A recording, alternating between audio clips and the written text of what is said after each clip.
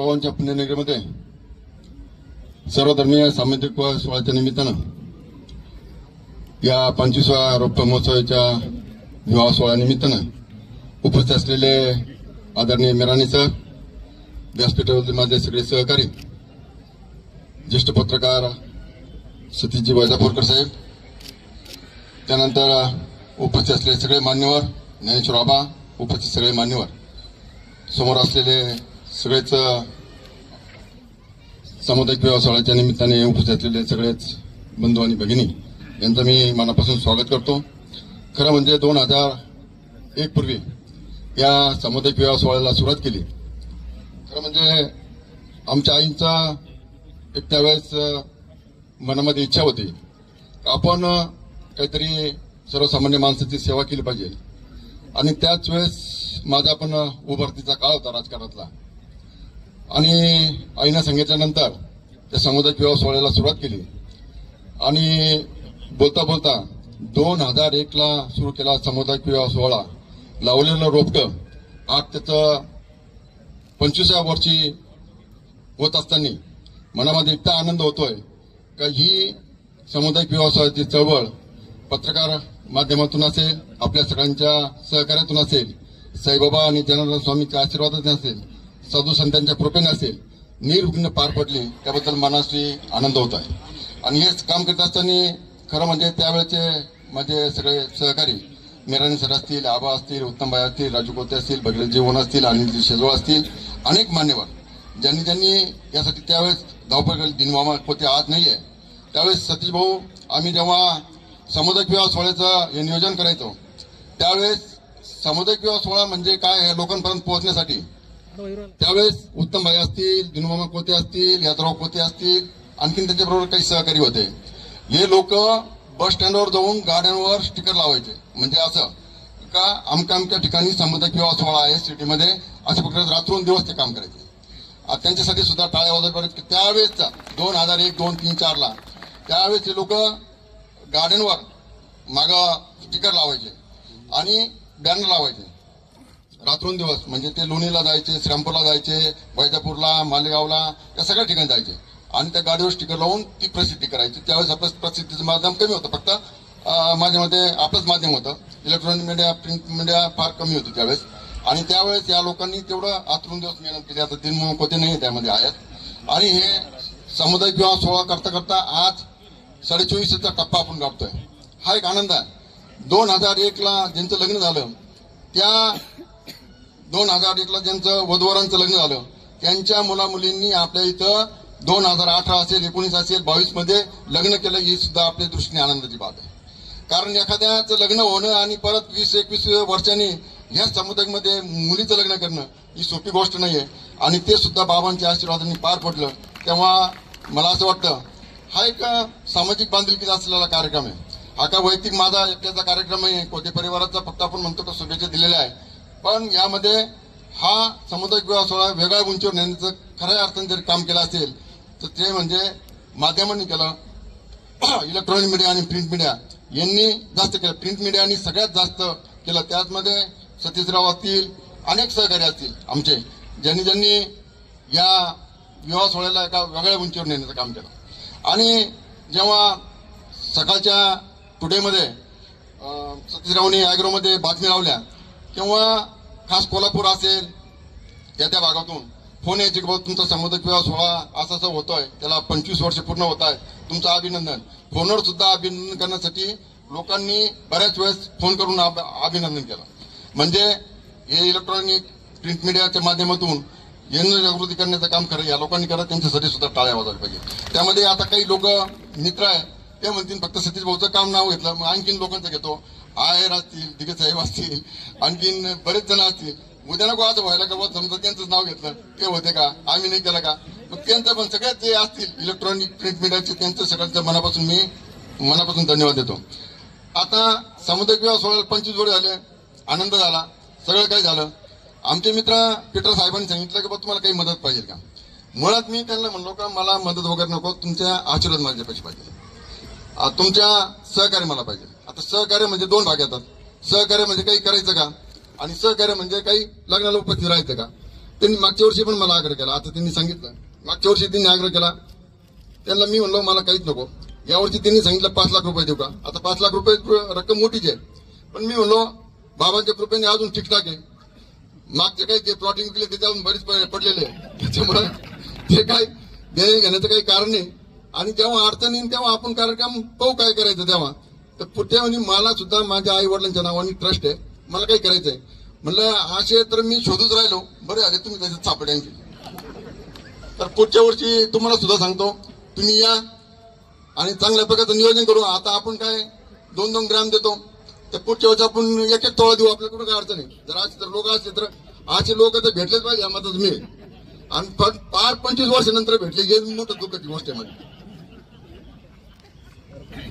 तर दादाभाऊ गोंदकर असतील या सगळ्यांनी सहकार्य केलेलं आहे. आणि त्याच्यामध्ये डीएसपी साहेबांनी सांगितलं की बाबा शिर्डीचं वातावरण खरंच वेगळं आहे. आता भैया साहेब असतील, शिवाजी भाऊ असतील, कमलाकर भाऊ असतील, म्हणजे आम्ही एका व्हायचे आहे.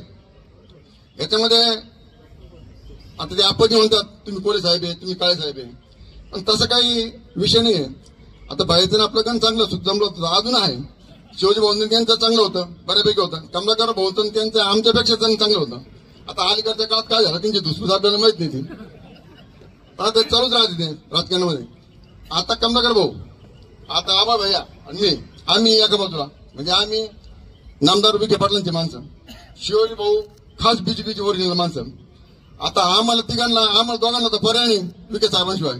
द्या उसका भला नाही, द्या उसका भला भैया, आपल्याला द्या उसका भला नाही बा. वयाची आपल्याला काही मर्यादा नाही, पण विषय असा आहे त्यांनी दिलं तर आपण घेणार आहे. आता 2 जण स्वतंत्र आहे. यांना कमलाकर भाऊला वैयक्तिक त्यांचा पक्ष वेगळाच आहे, शिवाजी भाऊचा तांडा वेगळाच आहे, त्यांना त्यांचं स्वातंत्र्य आहे. आपल्याला या स्वातंत्र्यामध्येच राहायचं अजून ध्यानात राहा तुम्ही या साहेबांच्या आणि दादाच्या. आता उद्या काय होईल, दादानं समजा तुम्हाला सांगितलं की बाबा खाली होईल, तुम्ही बसून जाशाल, मला सांगतील तुम्ही थांबा, तुम्हाला कुठतरी वरती लावून देतो.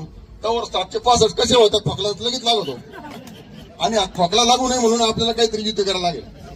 हा आता शिवाजी भाऊ त्यांचा तांडा वेगळाच आहे, आपला वेगळा आहे. आता शिवाजी भाऊ तुमच्यासारखं आम्हाला नाही करता येतं भाऊ. तुमचं कसं आहे, एकदम बीजेपीचा ओरिजिनल शिक्कामोर्तब झालेली माणसं आहे आणि आम्ही पाहुण्यासारखे आलेलो आहे. पण आज गंमत काय आहे, जर आमच्या कार्यक्रमाचा साहेबांचा सगळ्यात पुढे कमलाकर भाऊ, त्याच्या पाठीमागे खुर्चीवर आम्ही, म्हणजे मागून उंचीकडे अशी गंमत होत नाही. मी त्या दिवशी दादाला म्हणलो, सुजय दादाला, काय आता लोक काय जमाना बदलला म्हणलं, सगळंच बदललं. हे लोक आले खुर्चीवर बसले, जिल्हाध्यक्ष झाले तुमच्या पुढच्या लाईनला, आम्ही कुठं पाठीमागच्या लाईनला, त्याच्या पाठीमाग मुकुंदांना आम्ही 3 नंबर. हा कोणत्या मुख्यमंत्री बरोबर? अरे हा ते साईंनी पाठवला करत फोटो. बरोबर बरोबर, मला लक्ष नाही आलं. तो साईल आहे ना त्यांचा खास माणूस आहे का साईल? हा तो ते काय म्हणतो ते शिवाजी भाऊ, रील्स, हा रील करून पाठवतो. हा तिथे होते. बरे कालच्या तारखेचे होते ना, पण कारण कधी कधी काय होतं, जुने रील पण येते परत माग. हा फिरून टाकते. हा तर आता आमचं बाहेरचं काम तर वेगळं आहे बाबा. काय आम्हाला दोघांना कसं आहे गंमत आहे, त्यांचं तर आमचं तर जोरात चालू आहे. ते कधी कधी मला फोन करत राहते रात्री 1-1 वाजता. तर 1 वाजता माझी जवळ जाऊन मी झोप राहिलो, त्यांचा दिवस उघड राहतो. ते मला एक दिवस काय म्हणले, बाबा आपल्याला चर्चा करायची. म्हणलं काय करायची? ते म्हणे आपल्याला दादाकडे नाही तर साहेबकडे जायचंय. म्हणलं विषय काय? म्हणजे आपलं काहीतरी योग्य मार्गदर्शन निघलं पाहिजे. म्हणलं करू आपण, आपल्याला काही अडचण नाही, पण आपल्याला अडथळा दोघाच लोकांचा आहे. म्हणलं भाऊ शिवाजी भाऊचा आणि कमलाकर भाऊचा. म्हणलं कसं काय? ते म्हणे मग ते वेगळे लोक आहे, आपण दोघं एकत्रच आहे. म्हणलं 100% आपण लोक बरोबर आहे, 2 जण. आमच्या स्पर्धेत जाऊन रविदास तरी लांब आहे अजून. आता मी त्यांना मग ते सांगितलं भैयाला का, म्हणलं आपले तंबू अजून स्थिर नाही, त्याच्यात तो कोण जाण्याचा तो आमचा छोटा बापू तो मध्ये येऊन आमचा तंबू अजून स्थिर नाही, त्याच्यात तोच म्हणतो भाविनगर अध्यक्ष आहे, भाविनगर अध्यक्ष. आमची फार दानादिन म्हणलं चालू द्या आमचं जाऊन तंबू स्थिर नाही, आमचे 4 काम अजून स्थिर आहे ना. त्याच्यात तो दत्तो भाविनगर अध्यक्ष, भाविनगर अध्यक्ष कुठे दत्तो कुठे? आता मोठी गंमत झाली. आता आपलं तर डोकं दौड झालं फार. बरं, हे काम करता करता या गावामध्ये सध्या भाऊ एक वैशिष्ट्य आहे आमच्या सिटीमध्ये. 15 दिवस निवडणुकीचे संपल्यानंतर शिवाजी भाऊ आपण विरोधात लढलो, कमलाकर भाऊ आपण काही दिवस बरोबर होतो, नंतर लढलो, बाळासाहेब त्यांच्यामध्ये बरेच पैकी होते. आणि हे सगळं झाल्यानंतर या गोष्टी संपल्यानंतर 15 दिवस आम्ही मात्र सुखदुःखाला आणि सिटीच्या विकासासाठी एकत्र होतो. हे महत्वाचा विषय. कारण पलीकडे असं नांदुरकी पाहिलं, डोराला पाहिलं, कोराला पाहिजे, तिथं एकदम फुंसी प्रकार आहे. राजकारणामध्ये विरोध उभा राहिला तो पडला तर लोक जात नाही. आमच्यात ती गोष्ट नाही. आमच्या सिटीकरांना तेवढं समज दिलेली आहे, बाबांनी चांगली बुद्धी दिली, त्याच्यामधून अजून सगळं ठीक आहे. आणि हे काम करत असताना अनेक प्रकारचा होता. आता शिवाजी भाऊ आम्ही आता एकत्र आलो अलीकडच्या काळामध्ये. एक किस्सा सांगितला. मागच्या वेळेस रामनवमी झाली, तर रामनवमीला भैया शिवाजी भाऊ ते बरोबर होते, मी कमलाकर भाऊ आम्ही एका बाजूला होतो. आम्ही आमच्या सिटी आर्टमध्ये मिटिंग लावली. आमचं ठरलं होतं दीपकराव वारवण यांना करायचं म्हणून. तिला शिवाजी भाऊ सांगत होते भैयाला, या वर्षी रामनवमीचं आपण डिक्लेअर ना करू, आपण त्या कमलाकर भाऊला बापून त्यांना फोन करून सांगू का तुमचा अध्यक्ष थांबवा, आमचा अध्यक्ष थांबवा, आपण एकजुटीने काम करू. हे सगळं नंतर कधी उघड झालं जेव्हा शिवाजी भाऊ आमच्याबरोबर चांगले संबंध ठेवले तेव्हा. त्याच्यानंतर मी म्हणलं मग याचं मूळ कोण आहे? ते म्हणजे याचं मूळ बिरेगाव आहे. म्हणलं बिरेगावमध्ये कोण आहे? बाबा देव राहते तिकडे, कोण आहे? ते नाही, मूळ पहा म्हणजे मूळ. म्हणलं मग भैया आहे म्हणजे भैयाच मूळ येतात. म्हणलं कसं काय? तेच म्हणजे तुम्ही अध्यक्ष टिकलं करा, मी आहे म्हणे. ते म्हणे अध्यक्ष टिकलं करा, मी म्हणलं भैयामुळे. तर भैयांनी मला लगेच दुसरी फोन करून आपलं काय नाही बरं का ते शिवाजी भाऊच आहे. आला म्हणलं रात्री यांनी आपल्याला काल सांगितलं, आम्ही बसलो सह्यामृतना, तिने सांगितलं अशी घटना घडली. यांनी आपल्याला फोन करून सांगितलं आमचा काही विषय नाही. म्हणलं बरं जाऊ द्या. मग दुसरी वेळेस परत एक गोष्ट घडली शिर्डीमध्ये. कमलाकरच्या भाऊ आणि आम्ही किशोर भाऊ गंगवाळांच्या माध्यमातून एक मोर्चा काढला गेट उघडण्यासंदर्भात. आम्ही आपला मिटिंग घेतली आणि सांगितलं, लोकांना फोन करून सांगितलं अमक्या दिवशी समजा आपल्याला मोर्चाला जायचं आहे. तर परत मग शिवाजी भाऊ, तेव्हा शिवाजी भाऊचे आमचे संबंध चांगले होते, त्यांचे थोडे बिघडले होते. म्हणलं तुम्ही मोर्चा का बरं काढला? याचं मूळ तुम्हाला माहित नाही. म्हणलं कोण आहे? म्हणजे बिरेगाव. त्याला म्हणलं 2 घटना झाल्या सगळ्या बिरेगाव घटना. म्हणलं तुम्ही नाव कोण, तुम्ही ओळखा नाही. मग मी रात्री थोडा कानोसा घेतला. म्हणलं कोण आवू शकते बिरेगावला? मग करू शकत नाही. पत्नीगाव तर हायच नाही. शेळके कंपनीला फार इंटरेस्ट नाही. राहिला हा सगळा मूळ विषय तर हा भैयाकडे असला पाहिजे. आणि मग ते खरोखर मग कमलाकर भाऊनी साक्षी दिली, हे खरं आहे म्हणे, मी पण होतो म्हणे त्या गोष्टी साक्षी. आणि म्हणजे तिघं जेव्हा एकत्र होते तेव्हा आपण एकत्र होतो. जेव्हा आता 3 आम्ही एकत्र आहे तेव्हा भाई एकटे हे सगळं मूळ सांगितलं, ते भैयाचं सांगितलं. भैया तुम्हाला सुद्धा आहे ना काही गोष्टी बदलायला लागतील. भैयाला सुद्धा काही गोष्टी बदलायला लागतील. भैया गाव इतकं विचित्र आहे, तुम्हाला काल ज्या घटना सांगितलं त्या सांगितलं की त्यांनी, म्हणजे शिवाजी भाऊनी त्यांनी सांगितलं घटना. त्याच्यानंतर मध्ये आणखीन एक घटना घडली. ते म्हणे याचं मूळ तुम्ही शोधा म्हणे. मग त्यांनी सांगितलं शिवाजी भाऊ सांगितलं तुम्ही शोधा म्हणते याचं मूळ. आता तुम्हाला पहिले 2 सांगितले, आता तुम्ही तुमचं मूळ शोधा म्हणे. मग मी मूळ शोधला. परत त्याच्यात भैयासाहेबच नेले. बरं भैयासाहेब हे सगळं तुम्ही जेव्हा एकत्र होते ना तेव्हा एकत्रच्या गोष्टी तेव्हा हे सगळं तुम्ही घडवलेलं आहे. आणि ते मी नंतर एकत्र आल्यानंतर सांगितलं हे सगळं मूळ तिकडच आहे बिरेगावचं. मग मी असं त्यांना म्हणलं बिरेगावचं असलं तर ते वेगळी ग्रामपंचायत करून टाका, त्यांची देऊन टाका. पाक व्यक्त जसं काश्मीर करायचं आहे तसं आहे ना, हा बिरेगाव त्यांना देऊन टाका, त्यांचा गावचा संबंध ठेवू नका. हा टाइम सरपंच राहू द्या. मग अशी घटना घडली. माझं खेळण्याचे वातावरण चालू आहे आमच्या सिटीकरांचं, कधी इकडं कधी तिकडं, कधी इकडं कधी तिकडं. पण आमच्या सिटीकरांचं एक वैशिष्ट्य आहे. मध्ये मग दीपकराव अध्यक्ष झाले, त्याच्यात आमचे दत्त पाटील उठले कोते, त्यांना शांत केलं. संजय आपण मग मान दिला आम्हाला, मग ते शांत राहिले. सुद्धा ओनी मध्ये चर्चा सुरू केली. भाऊसाहेबांनी 3 मिनिटाचा प्रयत्न केला.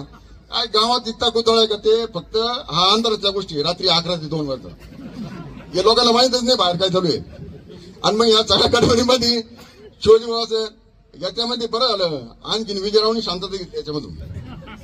कारण त्यांनी फक्त आता काय केलं, साहित्यचरित्र पारायण वगैरे केलं आणि त्यांचा व्यवसाय करताना ते गावातलाही गोंधळ करीत होते. बरं त्यांनी शांतता केली ते बरं आलं.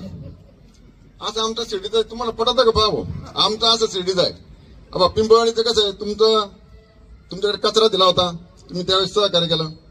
आता राजूभाऊनी सांगितलं, राजूभाऊला काय माहितीये, तिथे पैसे मोजले बाबा आम्ही, ज्ञानेश्वर आबा आम्ही, आणि तुम्ही ते आडे नळ टाकू बार शिडीचा फुगा करून टाकला.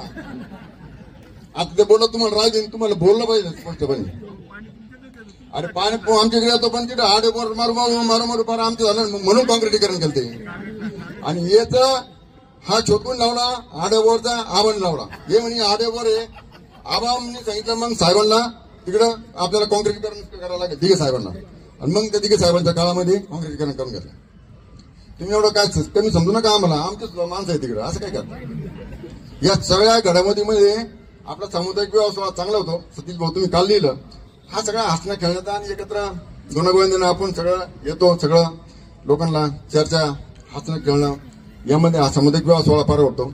यामध्ये गावकऱ्यांचं फार मोठं चांगलं योगदान आहे. आणि सगळ्यात महत्वाचं म्हणजे या सामुदायिक विवाह सोहळ्यामध्ये 25 वर्षापासून स्वागताचे म्हणून राधाकृष्ण राहिले, त्यांचं पण मनापासून धन्यवाद देतो. कारण 25 वर्ष स्वागताध्यक्ष राहिले. मी तर आता भायासाहेबांचं आणि त्यांचं बरं आहे सध्या. मी भायासाहेबांना सांगतो, मी 25 वर्षापासून त्यांचा एकनिष्ठ कार्यकर्ता आहे. तुम्ही तरी धडसोड केली, मी 25 वर्षापासून त्यांच्या बरोबर आहे.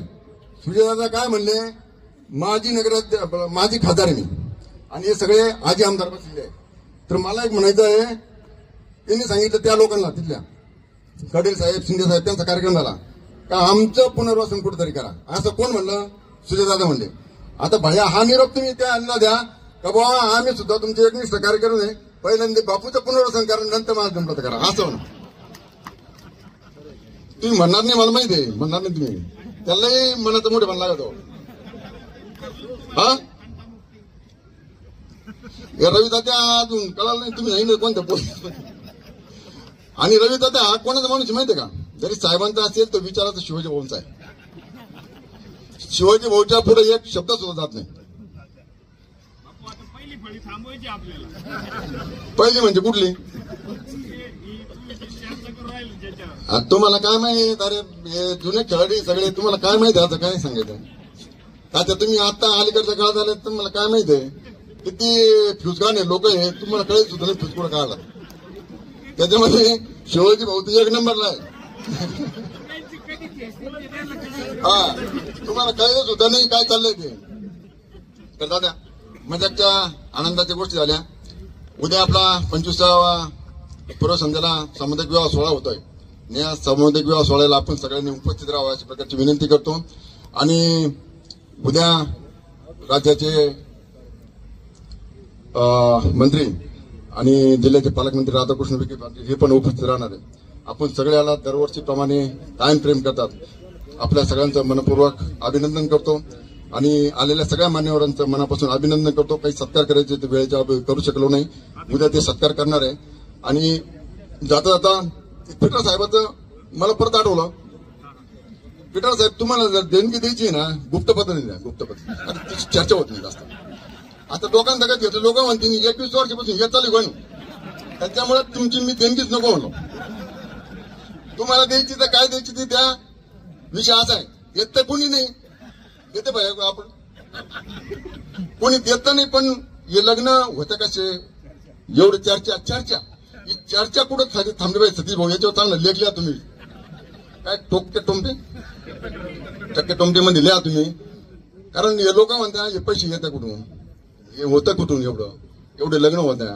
आज 2400 2450 लग्न झाले, हे काय करत्या, हे नेमके रात्री इथं राहत्या का नाही राहती, अनेक प्रकारचे प्रश्न आहे. पण मी तुम्हाला प्रामाणिक सांगतो शिवाजी भाऊ, मी प्रामाणिक सांगतो तुम्हाला, यावरची फक्त गोपीनाथ पाटलांनी टोप्या दिल्या 300, आणि आमचा नितीन भाऊ शेळके ना त्यांनी कुलप्याचं काम केलं. आता मी काय सांगू तुम्हाला का पुढच्या वर्षी तुम्ही काहीतरी करावं म्हणून, कारण तुमचा ते आधार म्हणून असं भरून आलं पाहिजे. सतीश भाऊ काय म्हणते, अवघड काम सांगू नका म्हणतात, ते नाही सांगा, जाऊ द्या आपलं मजेवर चाललंय. नितीन भाऊ आपलाच आहे, त्याचे ऊस नाही दिले, 5 लाख रुपये ते टप्प्याटप्प्याने फिरतो राहील आपला. नितीन भाऊ 2000 शपी तारीख सांगतो का, त्याचे 5 लाख रुपये होते. नितीन का तो टप्प्याटप्प्याने देतो, व्याज द्यायच्या टप्प्याटप्प्याने देतो. नितीन दादा कुठे आहे का, बरं बरं. तर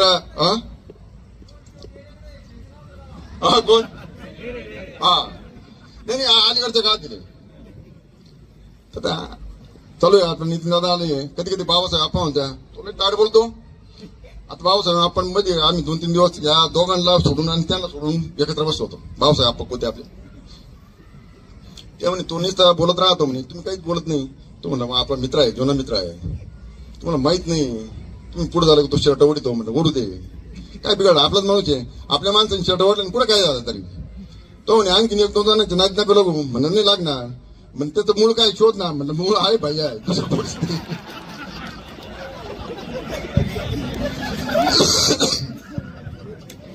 आज ते बाबा आपण म्हणे आता जास्त नाही बोलणार, तुम्ही जे सांगितले बोलू शकत नाही मी. आता तुमचं त्यांची काय मिटिंग चालते आपली बाबासाहेब आपण होते भैया, हे सगळं आता तुम्हाला समजून घ्यायला लागेल. तुम्हाला आमच्या बरोबर तुम्ही राहा आणि जसं डीएसपी साहेब ओमनी साहेबांनी सांगितलं त्याप्रमाणे आपल्याला या गावाच्या गुन्हेगारीच्या संदर्भात, विकासाच्या संदर्भात, साई भक्तांच्या संदर्भात आपल्याला बरोबर राहून या सिटीचा कायापालट करण्यासाठी राधाकृष्ण विखे असतील, सुजयदादा विखे पाटील असतील यांच्यासाठी प्रयत्न करावा लागेल.